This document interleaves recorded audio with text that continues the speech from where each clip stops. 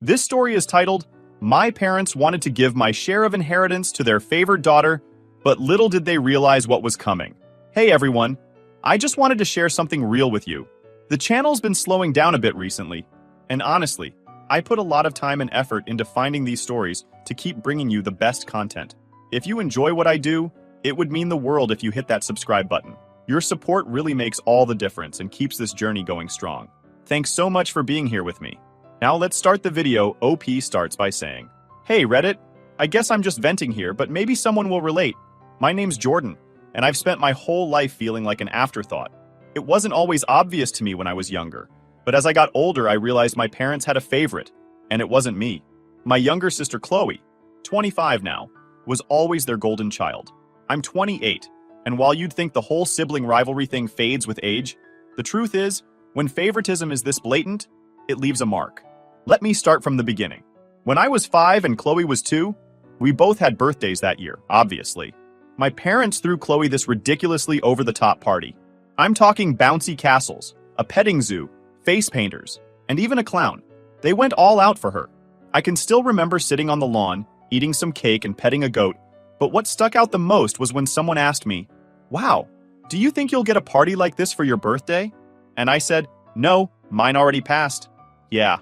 For my birthday that same year, I got a store-bought cake from the grocery store and a family dinner at home. That's it. No big deal, right? But even as a kid, I noticed the difference. It set the tone for everything that came after. Chloe always got the best of everything. She had the newest toys, the cutest clothes, and most importantly, my parents' full attention. Me? I was told to be patient, share, or just deal with it. One time, when I was around 10, I saved up my allowance for months, to buy a new bike. It was my pride and joy. The day I finally brought it home, Chloe saw it and decided she wanted one too. She started crying and throwing a tantrum. Instead of teaching her about saving up or waiting her turn, my parents went out that same weekend and bought her an even better bike than mine. That moment stuck with me. It wasn't about the bike itself, it was the message. My hard work didn't matter. If Chloe wanted something, she got it. End of story. School was another battleground where the favoritism became impossible to ignore. I was the straight A student, the one who stayed up late studying, joined clubs, and genuinely tried to excel. My parents barely noticed. Meanwhile, Chloe was the kind of student who coasted through school, barely scraping by with C's. But if she got a B on a single test, my parents would lose their minds with pride. They'd take her out for dinner or buy her something as a reward for her hard work. One time, in 4th grade, I got the lead role in the school play. I practiced for weeks and was so excited to perform. My parents promised they'd come and cheer me on. The night of the play, they showed up an hour late and missed my big scene. When I asked what happened, they said Chloe had a tummy ache and needed comforting. Later, I found out she was fine. They just lost track of time playing with her. I wish I could say this was a one-time thing, but it wasn't. High school was even worse. I threw myself into everything I could, hoping to get some recognition from them. I was captain of the debate team, editor of the school newspaper, and maintained a 4.0 GPA. My parents barely noticed. Chloe, on the other hand, spent most of her time hanging out with friends and partying, but my parents still treated her like she was the star of the family. One of the worst examples happened during my junior year. I was selected as one of 2 students from my school to attend a prestigious summer program at Harvard. It was a huge honor, and I was thrilled.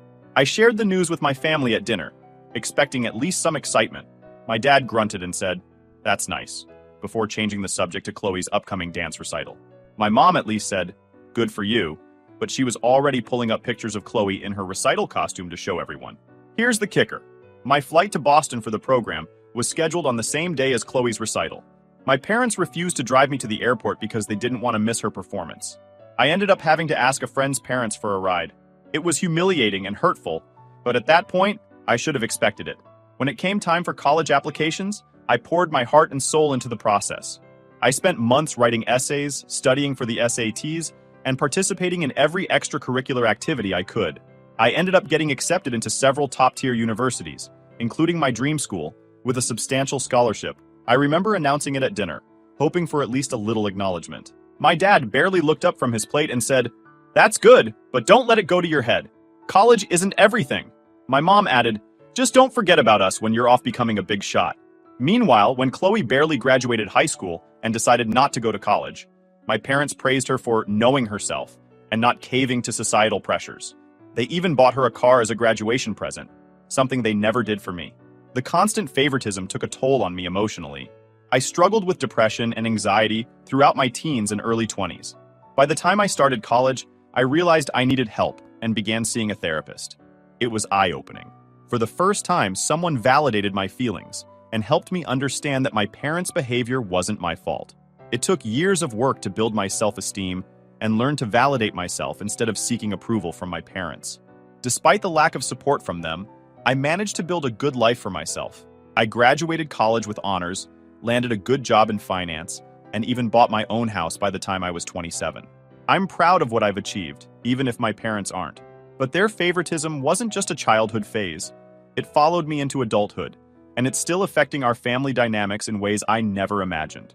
3 months ago, everything changed when my grandfather, David, passed away.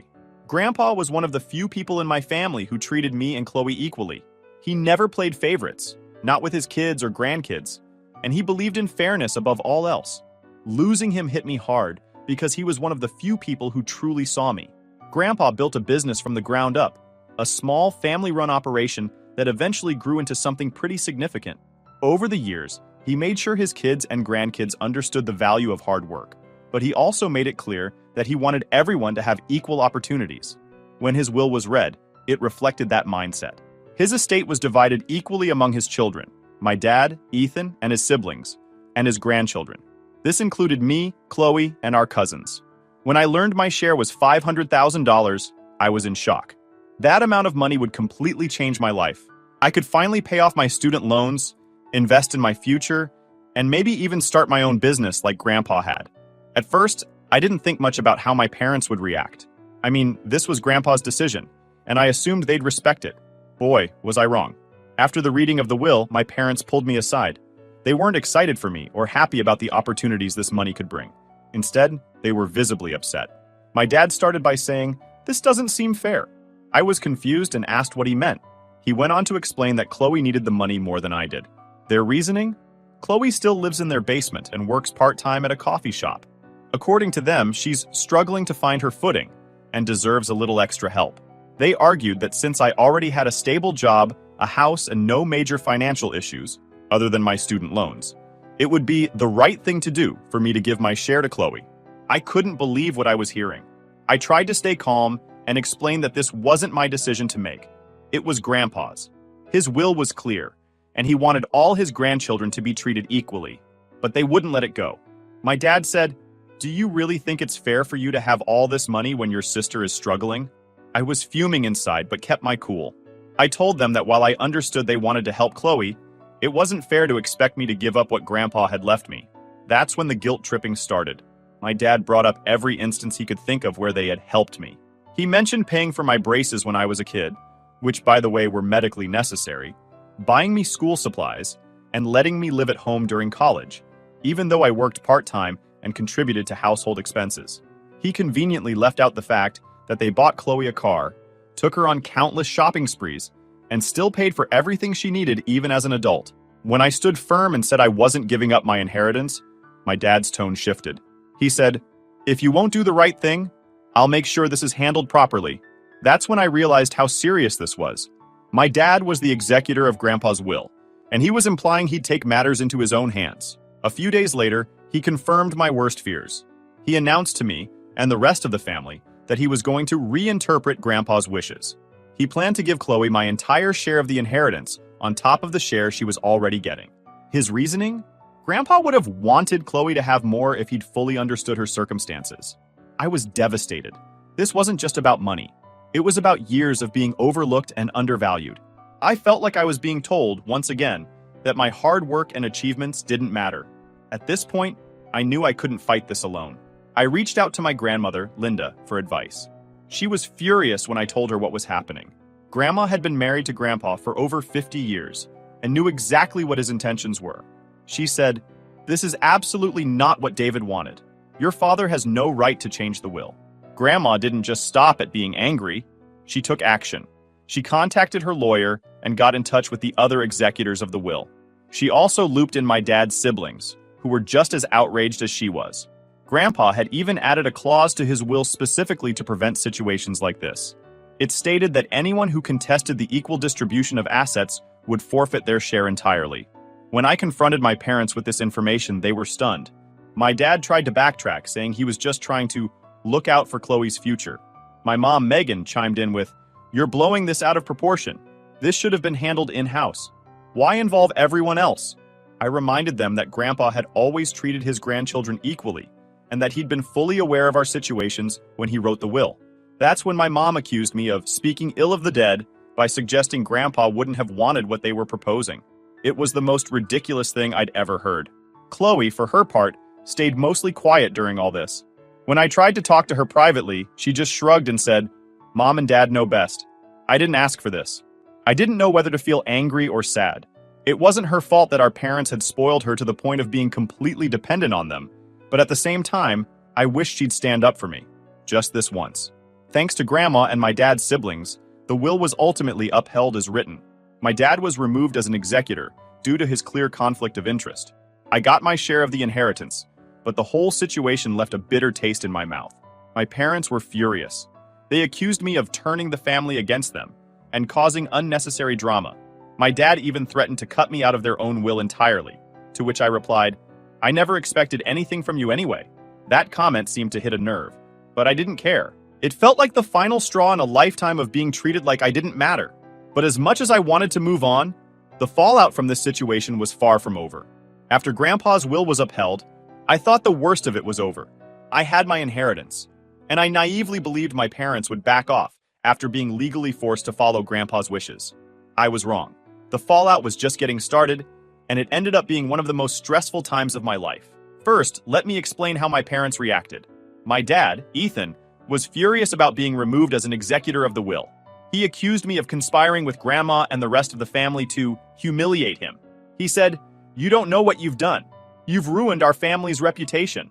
I remember staring at him, trying to process how he could possibly see himself as the victim in all this. My mom, Megan, took a different approach. She leaned hard into the guilt tripping. She said things like, "I don't know how you can sleep at night knowing your sister is struggling while you're sitting on a pile of money." She brought up every so-called sacrifice they'd made for me growing up, conveniently leaving out the favoritism that had been shoved in my face for years. Chloe stayed quiet through most of this. I think she felt awkward about the whole situation, but she wasn't willing to go against our parents. When I tried to talk to her one-on-one, she just shrugged and said, "I didn't ask for this. It's between you and Mom and Dad." I could tell she was uncomfortable, but it still hurt that she wouldn't speak up for me. Then came the extended family drama. My dad tried to rally the family against me, spreading rumors that I had somehow manipulated Grandpa into leaving me money. He told anyone who would listen that I was selfish, greedy, and ungrateful. At one point, he even claimed that Grandma had brainwashed me into turning against the family. Thankfully, most of the extended family didn't buy into his narrative.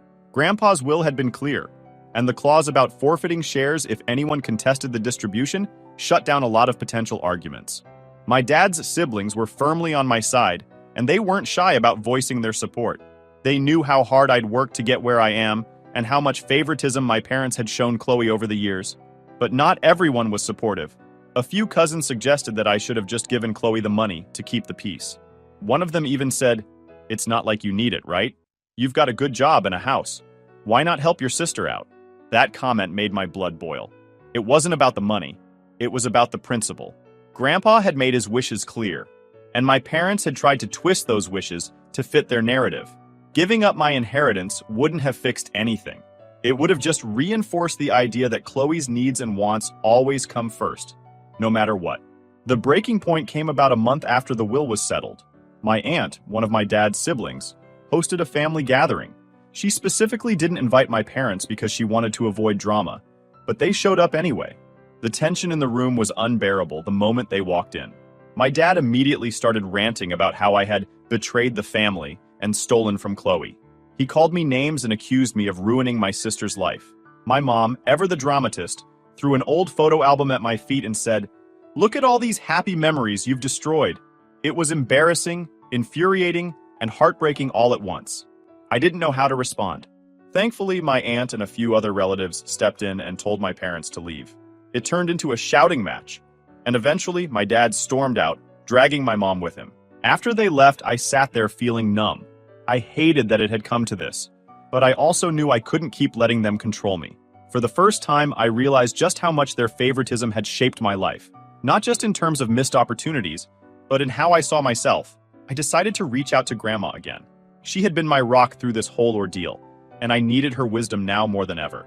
When I told her about the incident at the family gathering, she sighed and said, "Your dad's always been stubborn, but this is a new low. Don't let his behavior make you doubt yourself. You're doing the right thing." Grandma also shared something that completely changed how I saw the situation. Apparently, a few years ago, my parents had approached Grandpa and asked him to leave everything to Chloe in his will. Grandpa had firmly refused. He told them he believed in treating all his grandchildren equally and didn't want to create resentment within the family. Knowing that my parents had tried to manipulate Grandpa during his lifetime made their actions after his death even more infuriating. It also gave me a sense of validation. Grandpa had been clear about his wishes, and I wasn't going to let anyone twist them. Armed with this new information, I confronted my parents again. I asked them point blank why they thought it was okay to go against Grandpa's wishes. My dad tried to justify it by saying, "We were just looking out for Chloe's future. You'll be fine without the money." My mom added, "We didn't want to hurt you. We just thought Chloe needed it more." I wasn't buying it. I told them that if Grandpa had wanted Chloe to have more, he would have written the will that way. They didn't have an answer for that. The situation between us remains tense, but at least the legal battle is over. My dad was officially removed as an executor, and the will was executed as written. I got my inheritance, but the cost was high. I've stopped attending family dinners because I can't handle the cold shoulders and judgmental stares. My parents barely speak to me, and when they do, it's usually to guilt trip me or accuse me of causing drama. Despite all this, I feel a small sense of empowerment. For the first time in my life, I stood up to my parents and refused to be sidelined. It's terrifying and liberating all at once. But the emotional toll is real. I've started having anxiety attacks again, something I hadn't dealt with since college. I've been considering going back to therapy to help me process everything. This situation has brought up so many old wounds, and I know I need to heal if I want to move forward. The fallout isn't over, but I'm determined to hold my ground. Grandpa believed in me, and I'm not going to let his faith in me be in vain. Update 1 point. One night, I broke down and called Chloe. I told her how much it hurt that she wasn't standing up for me, even though she knew our parents were in the wrong. She hesitated for a moment before saying, "I didn't ask for this, Jordan. I never wanted to be in the middle of all this drama." "I know," I said, "but you're not in the middle, Chloe. You're benefiting from it. They've spent our whole lives putting you first and me second. And now they're trying to take something that Grandpa left for both of us and give it all to you. Don't you see how unfair that is?" There was a long pause, and for a moment, I thought she might actually agree with me. But instead she said, "I don't know, Jordan. I just want things to go back to the way they were." That was the last time I reached out to her for a while. I couldn't keep trying to fix things with someone who didn't want to see the bigger picture. But something changed a few weeks later. Chloe called me out of the blue and asked if we could meet for coffee. I was hesitant, but I agreed. When we sat down, she looked nervous. "I've been thinking about what you said," she started, "about how Mom and Dad have treated you. And you're right. It's not fair. It's never been fair." I was stunned. Chloe went on to say that she'd talked to Grandma and heard some stories about our childhood that she didn't even remember. She admitted that being the favorite wasn't as great as it seemed. "They've always done everything for me," she said. "Bought me things, bailed me out of trouble, made excuses for me. But it's left me feeling like I can't do anything on my own.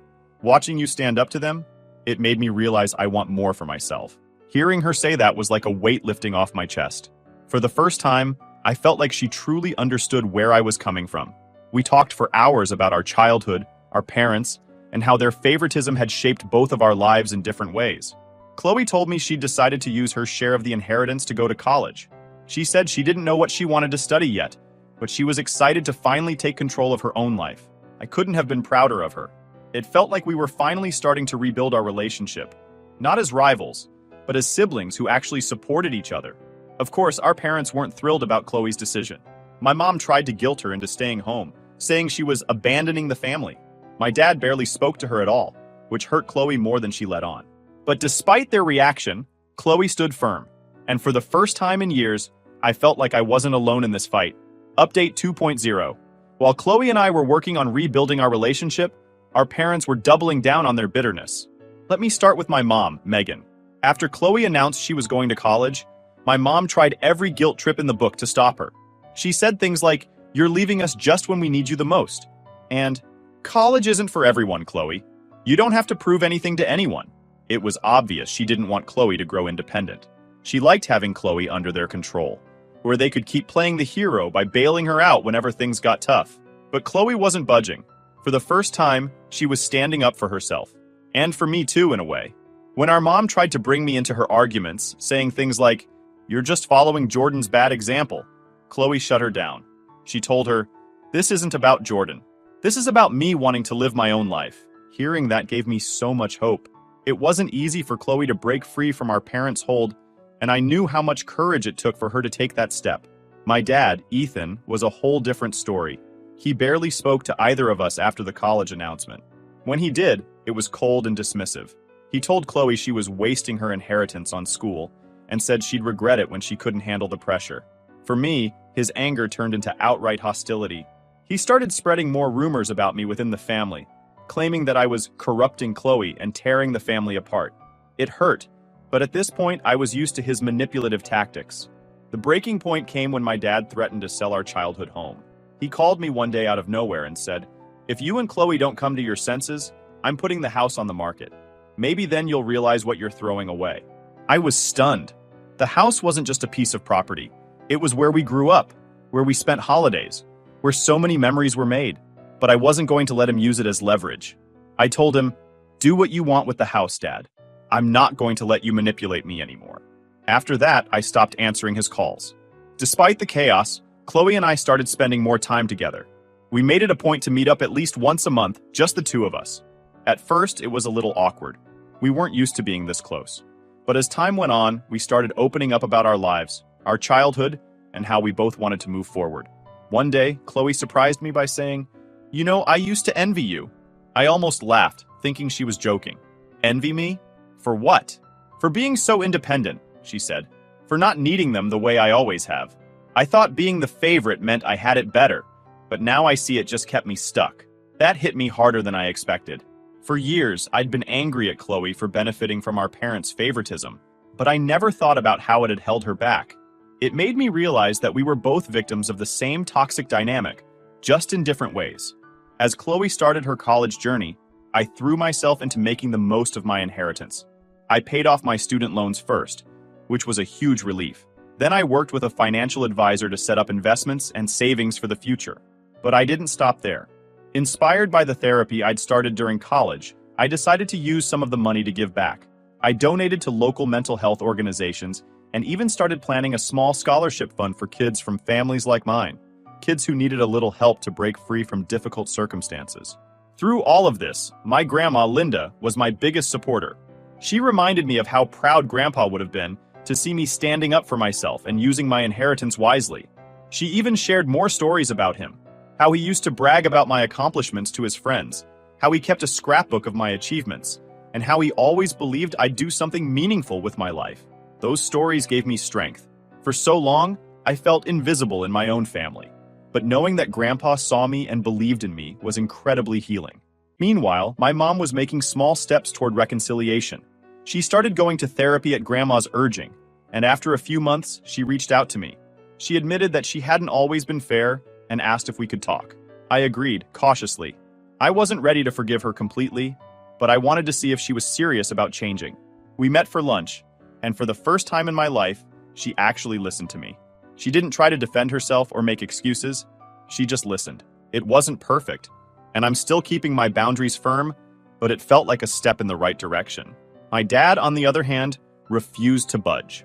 He still acted like he was the victim, blaming me and Chloe for the family's problems. He missed several family events because he didn't want to be in the same room as me, and when he did show up, he made sure to make his disapproval known. As painful as it was, I had to accept that he might never change. It wasn't easy, but therapy helped me come to terms with the fact that I couldn't control his behavior. I could only control my own. Through it all, I've learned so much about the true meaning of family. It's not about blood or tradition. It's about the people who truly support and care for you. For me, that's been Grandma, Chloe, and a few close friends who've stood by me through everything. I'm still working on healing from the scars my parents left, but for the first time in years, I feel like I'm on the right path. I'm building a life that makes me happy, free from their toxic expectations. And honestly, that feels better than any inheritance ever could.